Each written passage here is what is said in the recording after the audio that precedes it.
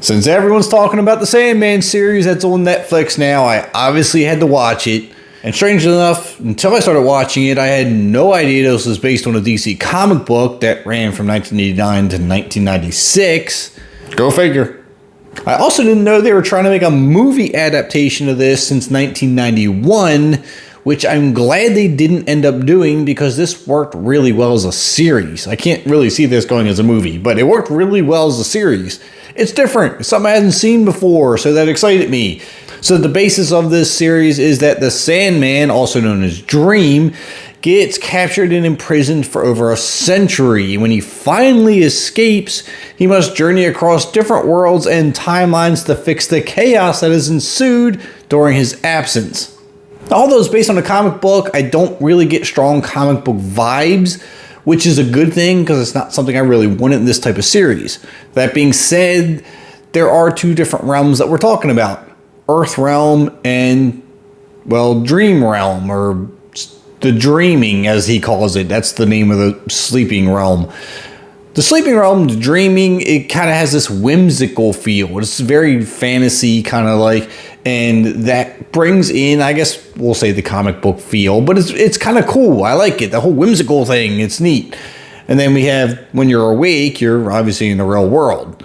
Now the Sandman has this kind of cool gothic emo vibe going on. He's pretty quiet. He doesn't say a whole lot, but then when he does say something, you listen because you really want to know what he's got to say since he's quiet all the time. Now he's not the only supernatural character in here. We have others like Death, Desire, Despair. There's a lot of characters starting with a D. I mean, his name is Dream, so it's another one.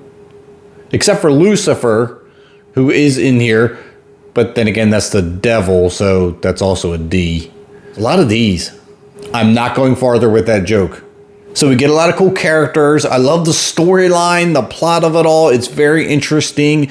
It is very slow going, though. I will say, like, the first 2 to 3 episodes are really slow. It has a lot of character building. It has a lot of story building, so it's very important information to obtain, but it's kind of, I don't want to say boring because it's not boring, but it's just slow moving. But it does pick up pretty good right around episode 4, gets really interesting, and then from there it just really ramps up quickly. So that's a good thing. Now the Sandman has some tools that also help enhance his powers that he lost, that he needs to find.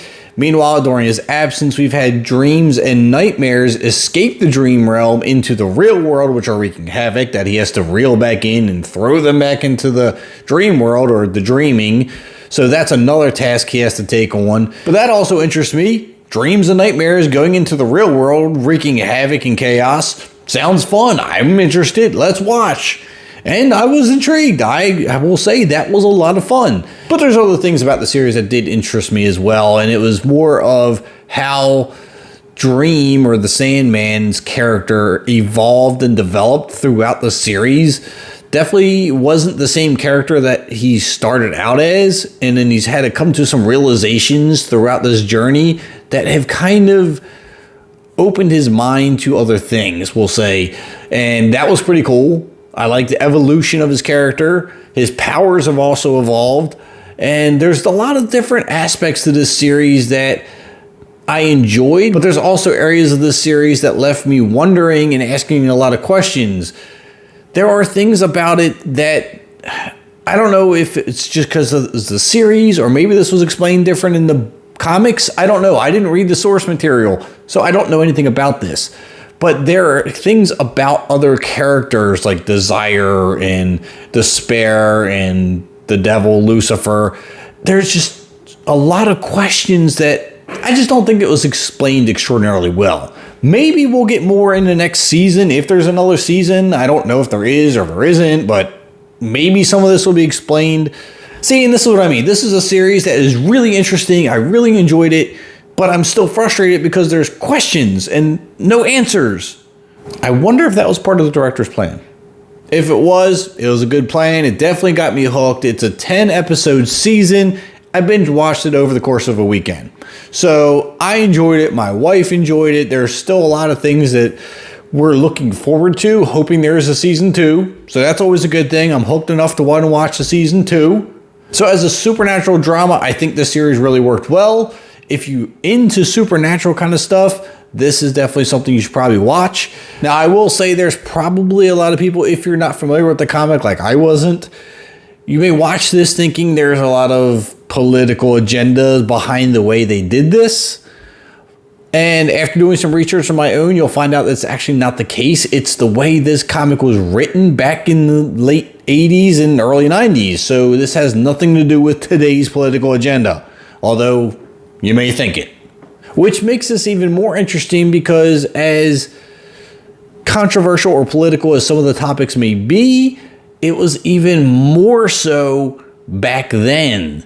So that's probably why this was never interpreted as a movie or a series until now.